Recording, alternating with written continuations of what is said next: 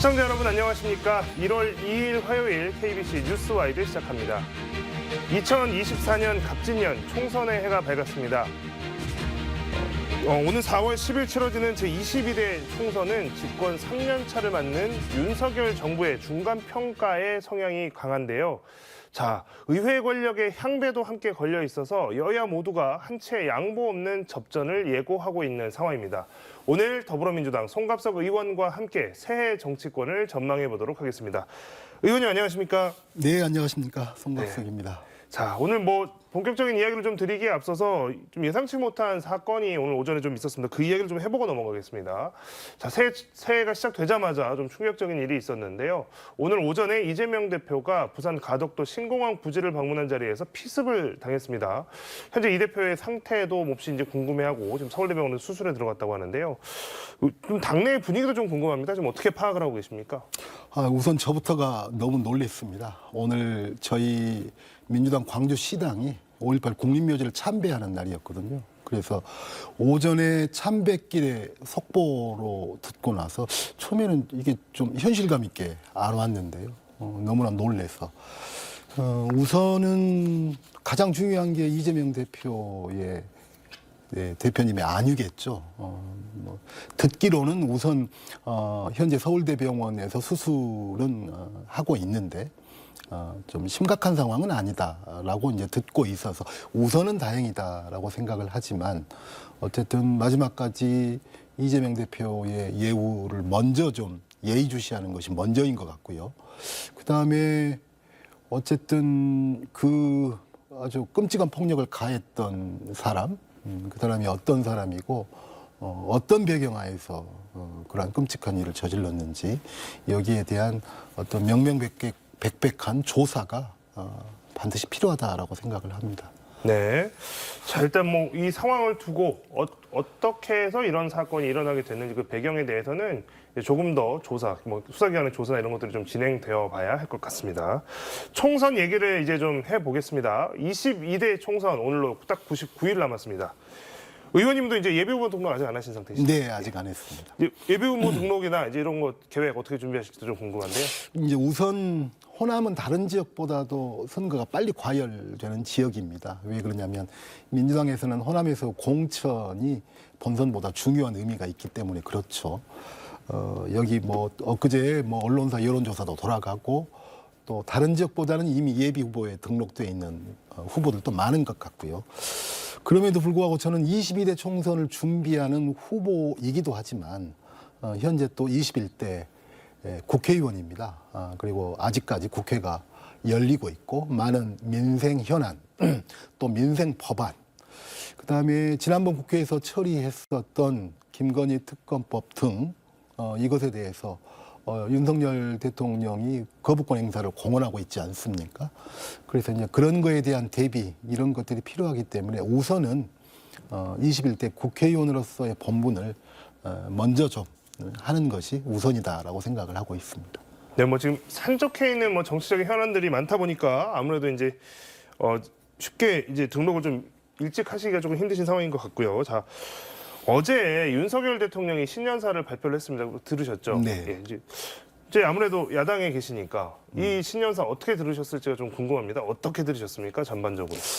안 놀래야지 하면서도 윤석열 대통령의 신년사랄지 그다음에 공식 행사에서의 발언을 보면 깜짝깜짝 놀랄 때가 참 많습니다. 지난 3.1절 때도 그랬고요. 4.19 때도 그랬고 또 8.15 때도 그랬고 그러는데요. 결국 신년사이기 때문에 지난 한 해를 좀 솔직하게 평가하면서 그다음에 국민들을 위로하고 그다음에 새해 전국을 이렇게 어떻게 이끌어가겠다라고 하는 각오를 밝히면서 국민들을 좀 안심시키고 또 국민들과 함께 이 어려운 환경을 헤쳐나가자라고 보통 대통령들은 말씀들을 하시죠. 그런데 한동안 좀 뜸했었던 이야기가 다시 나왔습니다. 이권과 이념에 기반을 둔 패거리 카르텔을 타파해야 된다. 그러니까 본인의 문제가 아니라 결국 민주당을 겨냥한 거죠. 민주당의 이권과 이념에 기반을 둔 패거리 카르텔로 규정하면서 그것 때문에 전국이 어려웠다. 그래서 올 전국은 그것의 타파가 우선이다라고 이야기를 하는데 저는 과연 국민들이 그렇게 생각할까 싶습니다. 우선은 김건희 여사 주가 조작 사건 방치했습니다. 그래서 결국 특검이 통과가 됐고요. 김건희 여사가 명품백을 받았는데 묵묵부답으로 일관을 하고 있습니다. 양평 고속도로 게이트는 또 어떻습니까? 그다음에 생태 같은 우리의 해병이 수해복구라서 익사사고로 사망을 했는데도 그것의 진상규명과 책임자 처벌에 대해서는 미온적인 것을 떠나서 오히려 방해를 하고 있습니다. 이태원 사고에 대한 사과조차도 없고 책임자 적발 처벌도 없습니다. 고발 사주한 검사들은 어떻게 했죠?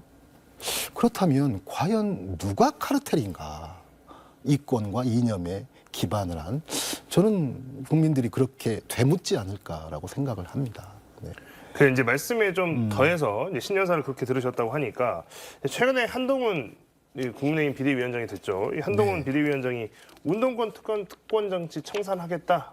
그러니까 지금 이제 대통령 신년사와 어떻게 맥락적으로 되게 같은 그렇죠. 이야기를 한 것 같습니다. 네. 이 부분과 좀 맞닿아 있다. 그러니까 비대위원장이 당을 수습하러 온 한동훈 비대위원장이 사실은 대통령과 메시지를 이렇게 같이 간다. 뭐 네. 인생 이런 이야기를 하지 않고 이 그렇죠. 부분에 대해서는 어떻게 보셨습니까? 그것도 또한 깜짝 놀랐습니다. 형식적으로라도 보통 지금 국민의힘이 위기 상황 아닙니까? 그럼 위기 상황이기 때문에 비대위원장이 선임이 된 거죠. 물론 그 한동훈 비대위원장부터가 뭐 잘못된 거지만 어찌 됐건 그러면 현재 그 국민의힘의 위기는 어떻습니다라고 진단을 해야 되겠죠. 그리고 이 위기를 저는 어떤 식으로 돌파하겠습니다라고 반성과 해법 제시를 해야 되겠죠. 그것은 전혀 없었습니다. 오히려 민주당을 운동권 특권 세력으로 지칭을 하면서 무려 7번이나 지칭을 하면서 적으로 규정하면서 이 적과의 싸움에서 선봉에 서겠다라고 하는 무슨 그 과거 제가 학생운동했을 때 무슨 투쟁선언문 낭독하는 것 같은 그런 느낌이었습니다. 그래서 윤석열 대통령과 한치도 다르지 않는 모습. 그래서 조금 젊고 술 안 먹는 윤석열 대통령을 보고 있는 듯한 이런 느낌이었거든요. 그다음에 지금 한동훈 비대위원장의 성패를 다루는 시금석이 뭘까요? 저는 김건희 특검법이라고 생각을 하거든요. 김건희 특검법에 대해서 악법이라고 규정을 해버렸습니다. 명품백 수수 문제 같은 경우는 몰카 공작이라고 해버렸습니다. 이미 국민들은 뭐 기대할 것이 없다라고 생각을 할 것 같습니다. 그런데 이제 특이할 만한 게 그 운동권 특권이라고 하는 표현을 딱 7번 사용했거든요. 그것보다 많이 사용한 단어가 있습니다. 동료 시민이라고 하는 단어를 가장 많이 10번이나 썼습니다. 이런 것 같습니다. 수직적 관계에서의 권력과 국민 혹은 시민의 관계가 아니라 뭐 어떤 수평적 관계로 자리매김하겠다라고 하는 어떤 의지의 표현이라고 할 수 있겠죠. 저는 전형적인 말장난이다라고 생각을 합니다. 저는 그 동료 시민들의 마음이 어떤 건지를 저는 먼저 헤아려야 된다라고 생각을 합니다. 동료 시민들이 윤석열 정부와 그다음에 국민의힘, 그다음에 이 정권의 검찰에 대해서 어떻게 생각을 하고 있을까요? 저는 그 생각에는 관심도 없고 또 알고 있지도 못한 상황에서 동료 시민이라고 표현하는 것은 정말 언술에 불과한 거다라고 생각을 합니다. 그리고 오히려 시민들은 한동훈 비대위원장한테 원하는 것은 이 수평수직을 잘 지금 헷갈리고 있는 것 같습니다. 용산과 국민의힘, 그다음에 윤석열 대통령과 한동훈 비대위원장의 관계를 더 이상 수직적 관계로 방치하지 말라. 그것을 오히려 수평적 관계로 전환을 하면서 결국 국민의 60% 이쪽 저쪽이 항상 현재 윤석열 정부의 국정 운영에 대해서 반대 입장을 보이고 있지 않습니까? 결국 그 태도를 고쳐라 라고 하는데 결국 당의 입장이라고 한다는 것은 수직적 관계에서 용산 출장소 역할을 하는 게 아니고 또 수직적 관계에서 예전에 검찰에서 형님 모시듯 윤석열 대통령을 형님 모시는 것이 아니라 수평적 관계에서 동료 시민들의 생각을, 의사를 수평적으로 용산의 대통령에게 당당하게 전달해라라고 하는 것이 저는 그 동료 시민들의 요구다라고 생각을 합니다. 그래서 그 요구에 대해서는 관심도 없고 또 알고 있지도 않고 앞으로 알려고도 하지도 않을 것 같습니다. 그러면서 동료 시민이라고 하는 말을 어디서 뭐 차용을 해와서 쓰고 있는 저는 뭐 전형적인 말장난이다라고 생각을 합니다. 네. 자, 이제 내일 원래 지금 청와대 영빈관에서 신년 인사회가 열립니다. 이재명 대표가 이제 공식적으로 초청을 받았고 참석을 수락까지 한 상태였습니다. 근데 이제 윤 대통령이 김건희 특검법 거부권을 시사하니까 또 불참을 검토 중인 상황인데 오늘 이제 이재명 대표가 그 네. 사고를 당한 네. 상황이죠. 그래서 이제 뭐 참석 불가능할 것 같고, 그래서 이제 뭐 원내 그러니까 뭐 당내 지도부라도 뭐 참석을 해야 되냐 말아야 되냐 이런 논의들이 좀 있는 걸로 알고 있는데요. 이게 사고를 떠나서 이게 누가 이제 그 자리 신년 인사회에 참석을 해야 되는 자리인가요? 아니면 이거 뭐 특검법도 이게 거부 시사 마당에 거기 가면 안 된다. 뭐 정의당은 오늘 아까 저 김준우 비대위원장이 광주에 와서 우린 거부했다, 안 가겠다 이렇게 이야기를 했더라고요. 네. 개인적으로는 좀 어떻게 생각하십니까? 근데 원래 그렇게 예상이 됐었습니다. 원래 오늘 특검법 거부를 국무회의에서 이야기하는 이런 걸로 예상이 됐었는데 오늘이 좀 넘어갔죠. 그러다 보니까 이제 당에서도 특검법 거부 시사야 뭐 계속적으로 윤석열 대통령이 해온 거고 그걸 또 실제로 실행에 옮기고 안 옮기고는 중요한 문제인데 아마 이제 오늘 예정돼 있었기 때문에 당에서는 아마 그런 논의가 있었던 것 같고요. 근데 어쨌든 이게 이재명 대표님의 오늘 그러한 그 아주 충격적인 사건도 있었고 이러기 때문에 바람직하고 안 하고의 문제가 아니라 저희 당 다른 지도부도 참석하기가 힘든 여건이 아닌가 이렇게 생각을 합니다. 네. 자, 22대 총선 앞두고 여야 정치권이 요동치고 있는데 먼저 그럼 민주당 이야기를 좀 해보겠습니다. 민주당에서는 지금 가장 이슈가 되고 있는 게 바로 이낙연 전 대표가 당을 나갈 것이냐 안 나갈 것이냐. 그래서 신당을 만들 것이냐 안 만들 것이냐. 이게 뭐 무조건 네. 제일 큰 관심일 텐데요. 그렇죠. 오늘 이제 의원님 포함해서 다른 이제 비명계 의원들 9분이 신당 창당 동의하기 어렵다 반대 메시지를 분명히 내셨습니다. 굳이 이제 이런 이재명 대표의 이러한 행보, 신당 창당에 대한 행보에 대해서 만류를 하고 나서신 배경, 어떤 생각 때문에 이런 입장을 내셨을까요? 저는 뭐 신당 창당 반대의 입장이야 뭐 예전부터 계속 있어 왔던 거고요. 그다음에 오늘 9명의 의원이 냈었던 내용은 신당 창당에 대한 반대를 뭐 다시 한번 분명히 하는 거고요. 그다음에 또 지금 당 내에 원칙과 상식이라고 하는 혁신계 의원들이 4명이 활동을 하고 있는 것 아니겠습니까? 그 4명도 그들의 표현에 따르면 뭐 이렇게 탈당의 시간이 좀 다가오고 있고 이런 거기 때문에 이낙연 대표야 불가피하게 그렇게 출발하는 것을 어떻게 막기는 쉬운 여건은 아닌 것 같고요. 그렇지만 그 4명의 의원만큼은 당에서 활발한 어떤 소통을 통해서 새로운 어떤 여건을 만들어 보자. 또 그걸 위해서는 지도부의 어떤 적극적인 역할도 함께 주문하는 그런 내용이었습니다. 이에 앞서 원래 제가 이제 지난주에 제가 제 입장문을 발표를 한 적이 있습니다. 결국 통합이 기본이죠. 저희 야당은 아마 여당은 이렇게 나올 겁니다. 뭐 개혁이라고 혁신이라고 포장을 하면서 굉장한 물갈이를 하고 그다음에 그 김포 뭐 수도권 편입, 서울 편입 이런 것처럼 말도 되지 않는 포퓰리즘적 정책을 마구 던질 겁니다. 그에 맞서서 우리 야당이 할 수 있는 첫 번째 가장 필수적인 것은 단결과 단합입니다. 그래서 저는 단결과 단합만이 최고의 위기관리 전략이고 총선 전략이다. 그리고 단결과 단합만이 최고의 혁신이다.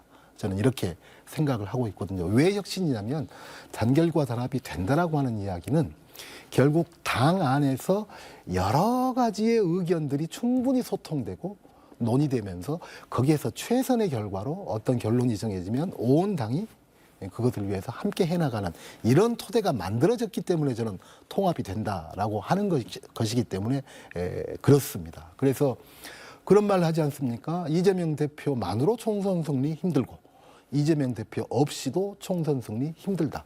그렇기 때문에 이재명 대표를 배제하는 것도 저는 통합이 아니다라고 생각을 하고요. 또 나머지 세력을 배제하는 것도 저는 대단히 위험하다라고 생각을 합니다. 그래서 함께 한 발자씩 더 다가가는 노력, 그리고 또 역으로 한 발자씩 더 양보하는 이런 자세를 보이면서 저는 통합의 마지막 끈을 놓지 않고 끝까지 노력해야 된다라고 생각합니다. 일단 의원님께서 이제 통합의 마지막 끈을 잡고 있어야 한다. 그건 놓으면 안 된다라고 이제 강조를 해주셨지만 이낙연 전 대표와 이 원칙과 상식 분들에 대한 이제 좀 해석은 좀 다르신 것 같습니다. 이미 뭐 좀 발을 많이 빼신 분과 그렇지 않은 붙잡아야 될 대상을 좀 나눠서 보시는 것 같은데요. 이제 그러면 이제 이 원칙과 상식이라고 혁신계 분들이나거나 이제 이런 분들이 가장 또 걱정하시는 것, 뭐 그분들만은 아니겠지만 공천 문제가 어쨌든 민주당 입장에서는 굉장히 이제 중요한 문제가 될 것 같습니다. 반대로 이낙연 전 대표가 신당을 차려서 나간다라고 하면 이 민주당의 공천 결과를 또 눈여겨볼 것 같습니다. 이 공천에서 배제되신 분들이 또 중요하게 수혈을 할 수 있을 거라고 생각할 수도 있겠고요. 그래서 이 공천에 대한 관심이 지금 굉장히 높아지고 있는데 민주당이 임혁백 고려대 정치외교학과 명예교수를 선임을 했습니다. 저희 공관위원장으로 선임이 됐는데 그나마 계파색이 없는 외부의 학자 출신이라는 평가도 있고 그렇지만 지난 대선에서 이재명 대표의 대선 싱크탱크 역할을 거기에서 이제 자문을 했다. 그러니까 친명 인사 아니냐 여러 가지 해석이 나오고 있거든요. 지금 그 부분에 대해서는 의원님 개인적으로는 어떻게 보십니까? 일단 저명한 학자시죠. 저명한 학자시고 진보적 색채를 띠고 계시고 그다음에 어쨌든 전통적으로 저희 민주당 계열의 우호적인 생각을 갖고 계신 분이고요. 뭐 친명이다 이렇게 분류하는 것은 저는 적절치는 않다라고 생각을 합니다. 지난 대선 때 이제 함께 했었다라고 하는 건데 저는 지난 대선 때 후보가 이낙연 대표였다 할지라도 임혁백 교수님과 같은 분들은 또 여전히 거기에 참여했을 거다라고 생각을 합니다. 사람을 떠나서 민주당 후보니까 아마 그렇게 했을 것 같고요. 물론 걱정되는 지점은 있습니다. 이분의 인품이나 또 학문적 성과나 뭐 이런 것들에 대해서는 제가 이분을 자세히 알지는 않지만 주변에서는 대체적으로 좋은 평가를 내리고 있는 건 맞는 것 같습니다. 그럼에도 불구하고 정치권에 대한 경험이 너무 없는 분이다 보니 결국 총선 때는 공천의 문제가 아주 날카롭고 민감한 문제 아니겠습니까? 예, 그래서 그런 문제들을 얼마나 능수능란하게 조율해 갈 수 있을 것인가 하는 문제에 있어서는 좀 걱정되는 면은 좀 있습니다. 예, 그래서 저는 다른 공관위원들의 구성이 그렇기 때문에 더욱더 중요하다라고 생각을 합니다. 이제 나머지 이제 공간 위원분들이 어떤 그 임혁백 교수의 정치적인 낯섦, 정치적인 이제 그런 경험이 부족한 분들 좀 채워줄 수 있는 분 구성에 대한 이런 말씀이시죠? 네. 자, 국민의힘 이야기로 이제 좀 넘어가 보겠습니다. 한동훈 비대위원장에 대한 이야기를 아까 뭐 비평을 해주셨는데. 어쨌든 짧은 기간이지만 컨벤션 효과를 누리고 있는 것은 사실인 것 같습니다. 왜냐하면 법무부 장관 시절에만 해도 다음 대선 후보 누구 지지하냐라고 했을 때 10% 안쪽이었던 것 같은데요. 비대위원장을 맡고 난 다음부터는 여론조사 결과를 보니까 거의 이재명 대표와 오차범위 안에 접전을 벌이는 것으로 나오고 있습니다. 컨벤션 효과가 실제로 국민의힘에 대한 지지, 한동훈 비대위원장이 이끄는 국민의힘에 대한 지지로 이어질 수 있을까라고 보십니까? 얼마나 길게 갈지는 모르겠지만 컨벤션 효과를 누리고 있는 것은 맞는 것 같습니다. 네. 참 그러니까 저희 민주당으로서도 어려운 점이 또 잊지 말아야 될 점이 이런 거라고 생각합니다.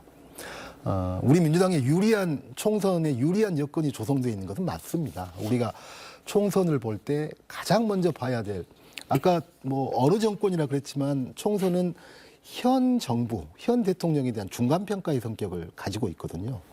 그렇기 때문에 가장 유념해 봐야 될 수치가, 여론조사 수치가 현 대통령에 대한 지지와 비토가 어떻게 되느냐라고 하는 거거든요.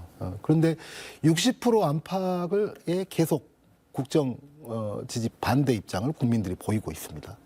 두 번째로는 그렇다면 당신은 총선에서 어떻게 투표를 할 거냐, 투표 의향을 묻는데 평균 10% 이상을 항상 현 정부의 견제를 위해서 야권에 투표를 하겠다라고 이야기를 하고 있습니다.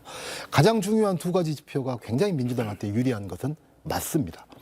그럼에도 불구하고 정당 지지도를 물어보면 두 당이 거의 비슷하게 나오는 게 있습니다. 이 말은 민주당이 오롯이 못 갖고 오고 있다라고 하는 거죠.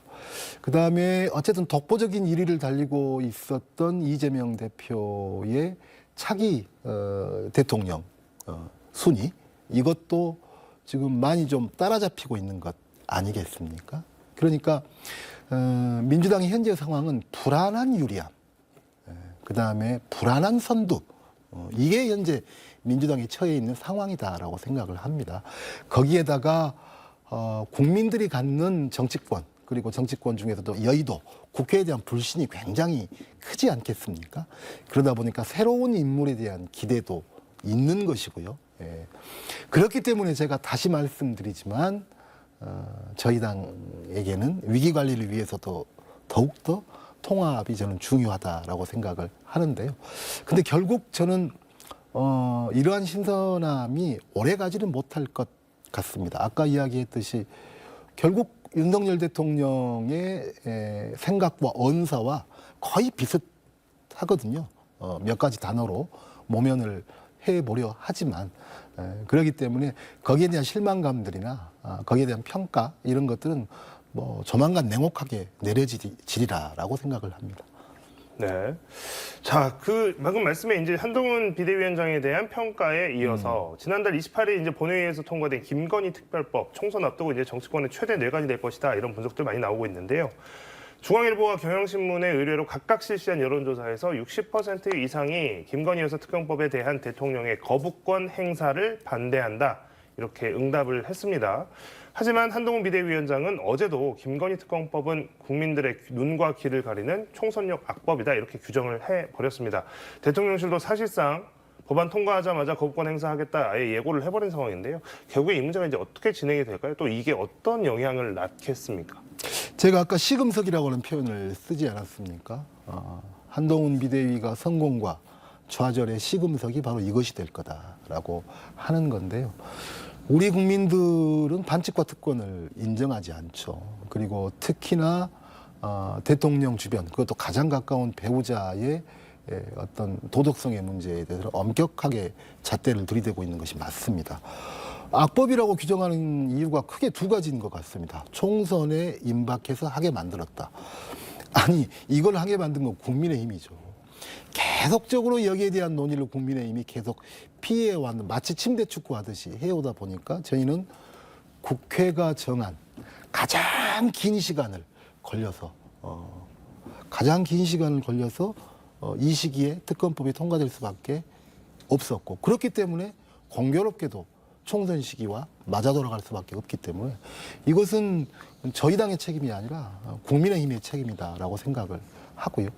그다음에 저 중간중간마다 특검에서 수사 경과를 언론에 브리핑하는 문제에 대해서, 아니 이 피의 사실 공표를 가장 능수능란하게 해온 팀이 현 대통령과 한동훈 현 비대위원장 팀 아닌가요? 이거야말로 누워서 침 뱉기고 내로남불이다라고 생각을 하고요. 아니 이미 도이치모터스 주가 조작 사건으로 유죄를 받은 사람들이 있습니다. 거기에 김건희 여사 이름이 37번이나 언급이 이미 되고 있습니다. 그리고 유죄 받은 사람이 무려 6명입니다.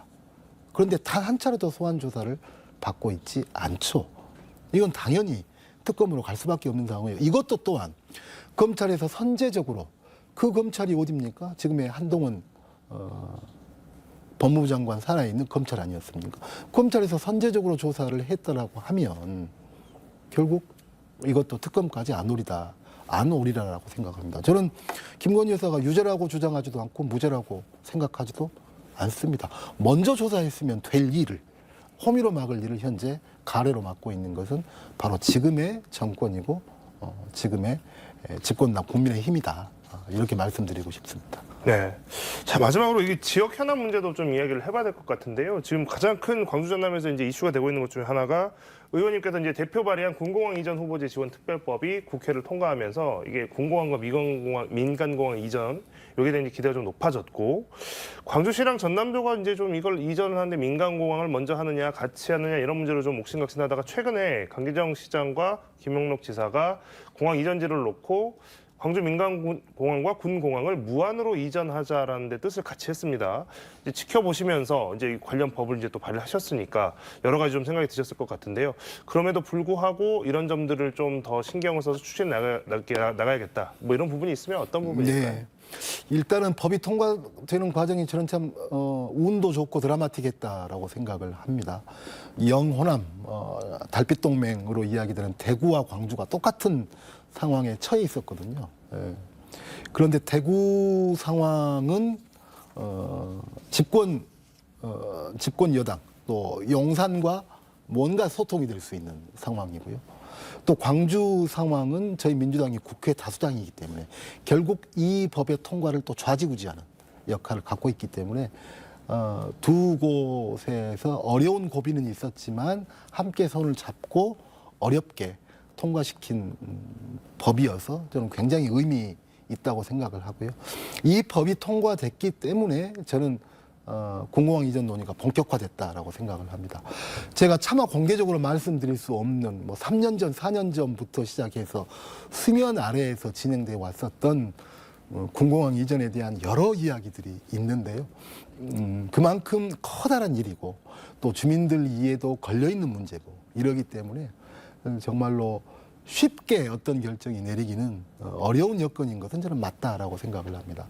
그럼에도 불구하고 양 시도지사가 조금 더 한 발 더 진전을 해서 그러한 합의를 이끌어 왔는데요.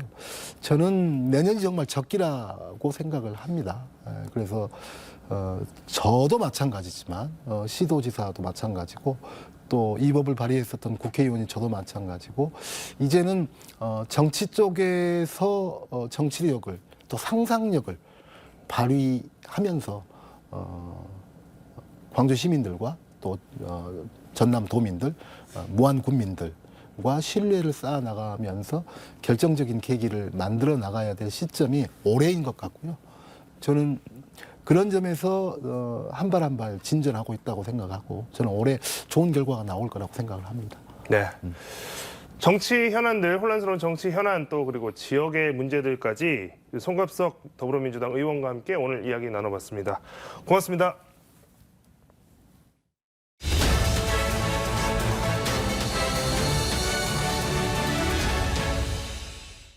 서울광역방송센터입니다. 4.10 총선이 꼭 100일 앞으로 다가왔습니다. 윤석열 대통령은 신년사에서 자기들만의 이권과 이념에 기반을 둔 패거리 카르텔을 반드시 타파하겠다고 강조한 가운데 정치권은 그야말로 총선 앞으로 각자 도생, 총력전 양상을 보이고 있습니다. 장해찬 국민의힘 전 청년 최고위원과 함께 정치권 현안, 여권 입장 들어보도록 하겠습니다. 최고위원님 어서 오십시오. 안녕하세요. 이 얘기부터 좀 해야 될 것 같은데 이재명 대표가 오늘 부산 가덕도 신공항 부지 방문을 했는데 뭐 피습을 당해서 목을 피습을 당했다고 들었는데 그 뉴스 보셨죠? 네, 저도 속보로 확인을 했는데요. 네. 뭐 자세한 상황을 알기까지는 조금 이른 것 같지만 네. 절대 있어서는 안 되는 일이죠. 어떤 경우에라도 네. 물리적 폭력이 동반되어서는 안 되고요. 이재명 대표께서 네. 지금 병원으로 이송된 걸로 알고 있습니다. 네. 빨리 회복하시고 큰 탈이 없었으면 좋겠다는 마음을 진심으로 전해드립니다. 네. 이렇게 뭐 기사를 보니까 범인은 흉기를 가지고 이렇게 몰래 접근을 해갖고 뭐 펜인데 사인을 좀 해주시라라고 하다가 뭐 느닷없이 찔렀다 그러고 이 벽도부터 왜 이렇게 험악한 일이 이렇게 생길까요? 진짜? 일단 걱정이 너무나 많이 되고요. 여야나 이런 정치적 입장을 떠나서 정말 무탈하게 건강을 회복하셨으면 좋겠고 이재명 대표께서 절대로 벌어져서는 안 되는 일이 발생했기 때문에 다시는 이런 불미스러운 일이 없어야 됩니다만 정말 지금 드릴 수 있는 말씀은 조속히 이재명 대표가 건강을 회복하시길 바란다. 그 외에 뭐가 더 있겠습니까? 네. 그 2006년 지방선거 때 박근혜 당시 대표가 그 신촌 유세에서 네. 커터칼로 얼굴 피습당한 게 또 생각이 네. 나기도 하고 그러는데 네. 아무튼 말씀하신 대로 빨리 쾌차하기를 그럼요. 바라겠습니다. 네. 윤석열 대통령 신년사 얘기해 보겠습니다. 어제 신년사에서 자기들만의 이권과 이념에 기반을 둔 패거리 카르텔을 반드시 타파하겠다 이렇게 강조를 하셨는데 강서 보궐선거 참패 이후에 이념보다는 민생이다 이렇게 약간 기조 변화를 시사하는 듯한 발언도 하셨는데 새해 첫날 다시 또 이념을 들고 나오셨는데 이걸 어떻게 이해를 해야 될까요? 그 저는 이게 뭐 민생보다 이념이 중요하다는 차원이 아니라 이를테면 이런 이권 카르텔을 처단하는 것이 오히려 서민 경제나 민생 경제에 더 도움이 된다라고 연장선에서 본 것 같고요. 윤석열 대통령 이 신년사는 강강약약이라고 표현을 하고 싶습니다. 그게 뭔가요? 그러니까 강자에게 강하고 약자에게 약한 모습을 보여줬다고 강강약약이라고 하는데요. 이를테면 이런 패거리 이권 카르텔 그리고 우리 안보를 위협하는 북한에 대해서는 매우 강한 발언이 나왔습니다. 네. 그러니 강하게 대처해야 될 부분에 대해서는 강하게 나가고 우리 정부가 보듬어야 될 이 서민들과 약자에 대해서는 네. 정부도 더 따뜻하고 약자 지향적인 기조로 나가겠다라는 강강약약이라는 단어로 윤석열 대통령의 신년사를 설명하고 싶습니다. 민주당은 지금 척결해야 할 이권 카르텔이 있다면 측근 검사들 앞세워 야당과 언론 탄압하는 윤 대통령과 친윤 카르텔이다. 뭐 이렇게 냉소를 했던데 이건 어떻게 보셨나요? 근데 어떤 이권 카르텔을 이 측근들이 행사했다는 건지 구체적인 사례가 나와 있지 않으면 이건 그냥 서로 간에 비방하는 정쟁을 벗어나기는 어려울 것 같고요. 네. 야당에 대한 수사나 언론 정상화 같은 경우는 적법한 절차 아래에서 이루어지고 있는데 네. 그걸 지금 국회를 장악한 거대 야당이 네. 뭐 툭하면 장관 탄핵 또 방통위원장 탄핵 이러면서 번번이 정부를 쥐고 흔들고 있는 꼴 아닙니까? 저는 국민들께서 조금만 현재 전국을 들여다보신다면 대통령은 국민의힘에서 배출했지만 실제 전국을 주도하고 힘을 행사하는 건 국회를 장악한 거대 야당이 민주당이다라는 사실을 어렵지 않게 아실 거라고 생각합니다. 이준석 전 대표 같은 경우는 신년 할애회에서 대통령 신년사를 아주 더 직접적으로 비판을 했던데 보니까는 돼지의 눈으로 세상을 보면 돼지들만 보인다고 한다. 패거리 권력 카르텔이 자신들이 뜻하는 대로 안 되면 상대를 패거리 카르텔로 지목하고 괴롭힌다. 뭐 이렇게 언뜻 보기에는 뭐 민주당이랑 대통령 신년사를 싸잡아서 비판한 것 같기도 하는데 또 보기에 따라서는 대통령 비판의 방점이 찍혔으면 이게 대통령을 돼지라고 한 모양새가 되는데 이걸 어떻게 봐야 될까요? 근데 상식적으로 뭐 네. 대통령을 지지하고 지지 안 하고를 떠나서 국민이 뽑은 대표에게 쓸 비유법이나 표현이라기에는 말이 너무 과하죠. 사실 우리 정치권이 막말에 굉장히 경계하고 막말 프레임을 피하기 위해서 여야가 노력하고 있는데 이준석 전 대표는 언론에서도 그렇고 네. 온갖 막말을 다 하는데 너무 많이 봐주는 것 같아요. 왜 이게- 그럴까요, 그런데? 근데 이 정도 수준의 막말을 네. 기성 정치인이 했다면 여야 뭐 모두로부터 그리고 기성 언론으로부터 다 질타를 받았을 겁니다. 지금 이 전 대표가 신당을 창당한다고 나섰지만 네. 사실 뭐 그나물의 그 밥이라고 할 수 있는 늘 보던 사람들 외에 새로운 얼굴들이 전혀 합류하지 않고 있기 때문에 관심을 끌기 위해서는 계속 말의 수위가 높아질 수밖에 없을 겁니다. 더 심한 말을 막 하게 되겠죠. 근데 말씀 듣다 보니까 궁금한 게 일반 보통 다른 정치인이 비슷한 수준의 발언을 했으면은 말씀하신 대로 질타를 받았을 것 같은데 그렇죠. 네. 이준석 대표는 그게 좀 뭐랄까 덜하고 그냥 화제만 되고 그런 거는 어떻게 이해를 해야 될까요? 워낙 젊을 때부터 네. 정치권에 대비해서 일관되게 말을 막 하는 모습을 보여줘서 우리 언론과 정치권이 그냥 뭐 가스라이팅이 된 건지 뭔지는 모르겠습니다만 이 전 대표도 당의 대표를 지냈었고 신당을 만들겠다고 나선 마당이면 정치권과 언론으로부터 이제는 더 엄격한 잣대로 평가를 받아야 한다고 보고요. 지금까지는 사실상 정치적 촉법 소년 상태가 아니었나 싶습니다. 그게 뭔가요? 나이를 떠나서 촉법 소년들 범죄를 저질러도 네. 전 동의는 안 합니다만 좀 형이 감경되고 봐주잖아요. 근데 이 전 대표도 정치적으로 무슨 실수를 하고 막말을 해도 마치 촉법 소년 봐주는 것처럼 언론에서 봐주는 분위기가 있는 것 같아요.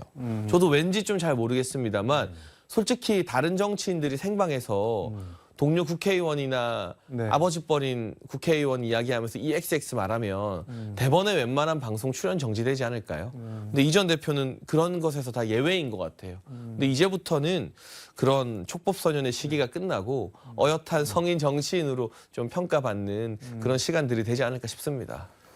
이재명 대표가 오늘 피습을 당해서 언급하기가 살짝 좀 난감하긴 한데 신년사에서 칼로 사람을 죽이는 것과 잘못된 통치로 사람을 죽이는 것은 차이가 없다는 맹자의 말을 언급하면서 윤석열 정권이 대한민국을 고사시키고 있다 이렇게 비판을 했는데 어떻게 보셨을까요? 근데 이것도 오늘 일단 네. 안타까운 사고가 있어서 다시 한번 네. 이런 일이 있으면 안 되고 건강을 회복하시길 바란다는 말씀 드리면서 네. 다만 표현이 너무 과격한 것 같아요. 아무리 비유라 할지라도 네. 특히 이제 신년사는 한 해의 희망과 소망을 국민들께 드려야 되는 것인데 네. 그 신년사에서 칼로 사람을 죽인다 이런 비유가 등장하는 건 조금 적절하지 않은 것 같고요. 제가 나리니만큼 과한 비판을 하지 않겠습니다만 네. 정치권에서 전반적으로 표현이나 말을 너무 세게 하는 게 일상화된 것이 아닌가. 그러니까 저도 스스로를 돌아보겠습니다만 네. 조금은 더 정제된 표현을 국민들께 보여드렸으면 좋겠습니다. 대통령이 1월 1일 날 대통령실 기자실에 들려서 뭐 기자들한테 김치찌개 한번 같이 먹자 뭐 이러면서 이렇게 언론 프렌들리 하는 말씀을 하셨다고 하는데 지금 취임 100일 기자회견 이후에 공식 기자회견이 없는데 이번에는 신년 기자회견 같은 게 좀 열릴까요? 뭐 말씀을 들으신 게 있나요? 저 개인적으로는 하셨으면 좋겠다라는 말씀을 계속해서 여러 방송이나 인터뷰에서 드리고 있고요. 네. 물론 뭐 불편한 질문도 나오고 하겠습니다만 윤석열 대통령의 장점이라고 하면 진솔함이기 때문에 그런 부분들로 소통을 더 많이 하는 모습 보여주신다면 국민들께서 분명히 거기엔 점수를 주실 거라고 생각합니다. 뭐 불편한 질문이 나올 수도 있다라고 말씀을 하셨는데 뭐 가장 불편할 게 영부인 김건희 여사 특검법에 대한 거부권 이슈일 텐데 지금 대선 후보 시절에 대통령께서 특검을 왜 거부하냐, 죄지었으니까 거부하는 거다, 조사하면 감옥에 가기 때문에 못하는 거다, 뭐 이런 말을 하셨는데 이게 지금 다시 회자되면서 그때 한 말은 뭐고 지금 하고 있는 말은 뭐냐, 이거 모순 아니냐, 뭐 그 본인 부인한테는 이런 게 적용이 안 되는 거냐, 이런 지적 비판이 있는데 그건 어떻게 보시나요? 결정적 차이가 있습니다. 네. 그 당시 대장동 수사 관련해서 우리 국민의힘 특검을 주장했던 것은 소위 말하는 문재인 정부 시절의 친문 검사들이 네. 이 수사를 안 했기 때문이죠. 이제 사실 윤석열 정부 들어서서 수사팀도 교체되고 네. 그러니까 수사가 잘 되고 있는데 특검을 하자는 것 오히려 제대로 되고 있는 수사를 방해하자는 네. 그런 나쁜 뜻이 숨어 있는 것 같고요. 김건희 여사 같은 경우는 추미애 전 장관과 박범계 전 장관이 검찰총장의 지휘권도 배제시킨 채 거의 2년 가까이 탈탈 털었습니다. 그럼에도 불구하고 혐의점이 발견되지 않아 소환도 못했고 무혐의로 종결시켰어야 됐는데 대선까지 그냥 억지로 끌고 왔던 사안이거든요. 네. 그리고 그와 관련된 예를 들면 통장 1인 매매를 했던 사람들 90여 명 정도가 지금 다 무혐의 판결로 이미 사건이 다 종료가 되었어요. 네. 수사를 안 했다면 모르되 문재인 정부에서 정말 과하다 싶을 정도로 수사를 했던 사안이기 때문에 저희가 이것은 본질적으로 좀 차이가 있다고 말씀을 드리는 겁니다. 지금 한동훈 비대위원장 같은 경우도 어제 신년 하례에서도 총선용 뭐 악법이다 특검은 그렇게 하면서 이제 뭐 거부권 행사하는 게 맞다는 취지로 얘기를 했는데 근데 거부권이 국민을 위해 당연한 것이다라고 얘기를 했는데 일단 뭐 국민의힘 입장에서는 이게 총선용 악법이라는 거는 이해가 가는데 거부권 행사가 어떻게 국민을 위한 것으로 연결이 되는지 그건 어떻게 연결이 되는 건가요? 예를 들면 만약 거부권을 행사하지 않으면 총선까지 모든 이슈나 민생 공약, 네. 뭐 미래를 위한 아젠다가 다 덮이고 처음부터 끝까지 4월 10일까지 네. 민주당에서는 매일매일 특검에서 브리핑하는 것 확대 재생산하고 국민의힘은 그거 반박하고 또 다른 이재명 대표 사법 리스크로 공격하기 바쁠 겁니다. 그게 과연 국민을 위한 것이냐. 적어도 이 4월 10일 총선에서는 어떻게 우리 서민과 민생 경제를 돌볼 것인지 그리고 대한민국의 미래를 어떻게 준비할 것인지 국민들이 염증을 내고 있는 여의도 정치를 어떻게 개혁할 것인지 이런 것들이 좀 주된 밥상에 올라와야 한다고 생각하기 때문에 그걸 막고 모든 것을 사법적인 부분으로 덮으려고 하는 것이 국민을 위한 것이 아니다라는 취지의 주장인 것으로 저는 이해하고 있습니다. 근데 이제 뭐 거꾸로 생각을 하면은 이렇게 모든 이슈를 빨아들일 만한 블랙홀이 될 만한 뭐가 있냐 그런 게 뭐 없으면은 특검 받아도 무방하지 않냐 있으니까는 그냥 아예 욕 한번 먹고 그냥 털고 가자 뭐 이렇게 생각하는 분들도 있잖아요. 근데 그런 게 단 하나라도 있었다면 추미애 전 장관과 박범계 전 장관 때 왜 소환조차 안 했겠어요. 그때 사실 윤석열 검찰총장이나 네. 김건희 여사가 어떤 권력도 갖고 있지 않았거든요. 소위 말하는 식물총장 상태이지 않았습니까? 그리고 검찰총장 사퇴한 이후에라도 얼마든지 필요하다면 불러서 조사하고 기소할 수 있었는데 그때 정말 눈에 불을 켜고 찾았지만 혐의가 없어서 부르지도 못했던 것을 네. 이제 와서 특검하겠다는 것 자체가 그냥 여기저기 다 들쑤시고 다니면서 책임지지 못할 피의사실 공표로 국민들의 눈과 귀를 가리겠다는 꼴밖에는 안 될 것 같습니다.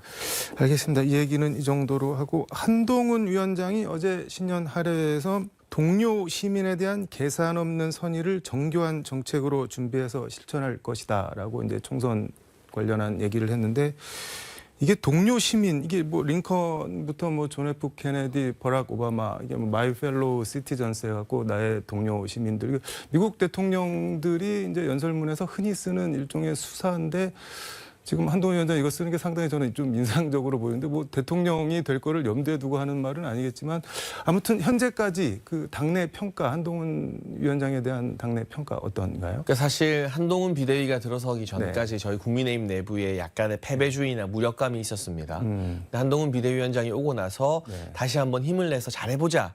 으쌰으쌰하는 분위기가 생긴 것은 사실이고요. 동료 시민이라는 단어가 저는 2024년 정치권의 최대 히트 유행어가 될 것 같습니다. 히트 상품이 될 것 같습니다. 왜냐하면 많은 국민들이 공감하고 있고 그동안 정치인들은 국민들을 내가 이끌어야 할 존재로 좀 바라봤던 것 같아요. 많이들. 수직적인 관계로. 그런데 오히려 정치인이 이 동료 시민들에게 배우면서 정치를 해야 된다라고 정치와 국민의 관계를 수평적으로 전환시킨 것이기 때문에 한동훈식 정치 개혁의 의미를 담고 있는 말인 것 같고요. 제가 찾아보니까 법무부 장관 때도 동료라는 단어를 한동훈 장관 시절 연설문에 굉장히 많이 썼더라고요. 그러니까 이 수직적인 관계가 아닌 파트너십, 동료 정신 이런 부분에 대해서 한동훈 위원장이 오래전부터 고민을 많이 해왔던 것 같습니다. 콜롬비아대 로스쿨에서 석사하면서 그때 좀 영향을 받은 것 같다는 생각도 저는 개인적으로 드는데 이준석 전 대표는 한동훈 위원장 동료 시민 표현에 대해서 멋들어진 용어 쓴다고 세상 바뀌는 건 아니다. 뭐 이렇게 평가하더라 하던데 어떻게? 근데 이렇게 싸납게 말한다고 해서 세상이 바뀌는 것도 아니죠. 네. 예를 들면 동료 시민이라는 단어가 가지고 있는 의미에 대해서 네. 부족한 부분이 있으면 비판하는 건 누구나 할 수 있죠. 근데 그냥 말 멋있게 하지 마라. 이게 대체 무슨 수준의 유치원생도 아니고 정치적 비판인지 모르겠어요. 이준석 전 대표가 더 이상 정치적 촉법소년이 아니고 한때는 여당의 대표까지 했었고 네. 신당까지 차려서 독립해 나간 만큼 이제는 조금 성숙하고 품격 있는 모습을 보여주시기를 많은 국민들이 기대하실 것 같습니다. 신년 여론조사 보니까는 한동훈 위원장하고 이재명 대표가 차기 대선 후보 조사에서 오차 범위 안에서 지금 붙어서 다투고 있던데 당에서는 이거 어떻게 받아들이고 해석하는지 궁금한데요. 일단 이재명 대표의 차기 주자 지지율은 계속해서 박스권에 갇혀 있죠. 20% 초반에서 넘어서지를 못하고 있습니다. 반면 한동훈 비대위원장은 장관일 때부터 10%대이다가 비대위원장으로 정치 데뷔하자마자 컨벤션 효과를 봐서 뭐 20% 초반을 상회하고 있잖아요. 이게 정치적으로 잠재력이 있다는 뜻인 것 같고요.